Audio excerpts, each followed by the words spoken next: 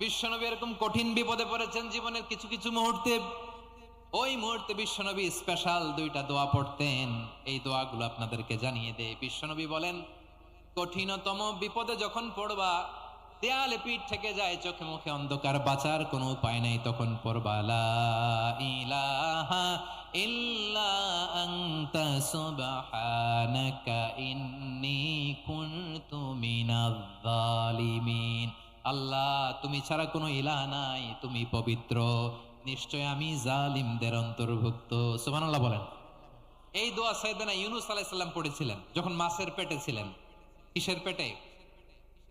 এবং অনেক মুফাসসিরিন একরাম বলেছেন, অনেক আহলুল ইলমরা বলেছেন, এটা হচ্ছে ইসমে আজম। ইসমে আজম এমন দোয়া যেটা দিয়ে দোয়া করলে আল্লাহ দোয়া কবুল করে, কিন্তু এটা কোনটা, এটা নিয়ে ইখতিলাফ আছে। কোন কোন আহলুল ইলম বলেন এই লা ইলাহা ইল্লা আনতা সুবহানাকা ইন্নী কুনতু মিনাজ জালিমিন